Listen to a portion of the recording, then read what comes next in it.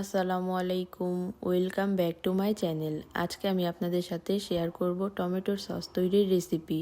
ঘরেই কিভাবে দোকানের চেয়েও বেশি স্বাদে টমেটোর সস তৈরি করে নিতে পারবেন সেটি আজকে আমি আপনাদের সাথে শেয়ার করব। 2 কেজি পরিমাণে টমেটো এখানে 4 ভাগ করে কেটে নিয়েছি। কেটে রাখা সবগুলো টমেটোকে একটি পাত্রে নিয়ে নিচ্ছি।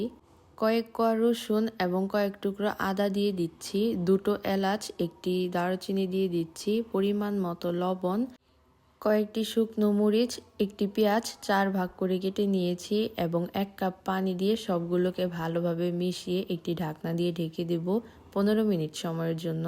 15 মিনিট পর ঢাকনা খুলে নিয়েছি। দেখতেই পারছেন টমেটোগুলো একদম সিদ্ধ হয়ে গেছে। এই পর্যায়ে এগুলোকে ব্লেন্ড করে নিতে হবে।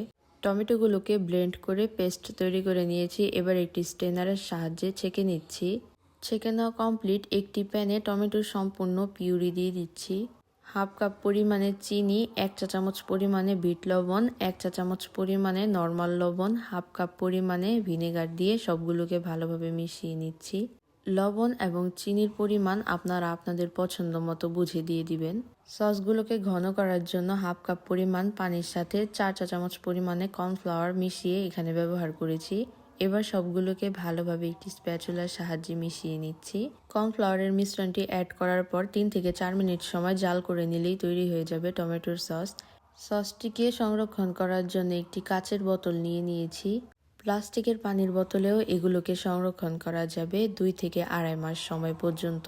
ডিপ ফ্রিজে রাখলে আরও বেশি সময় পর্যন্ত সংরক্ষণ করা যাবে। টমেটোর সসের এই রেসিপিটি আপনাদের কেমন লেগেছে অবশ্যই কমেন্ট বক্সে কমেন্ট করে জানাবেন। ভিডিওটি শেষ পর্যন্ত দেখার জন্য অনেক অনেক ধন্যবাদ। আল্লাহ হাফেজ।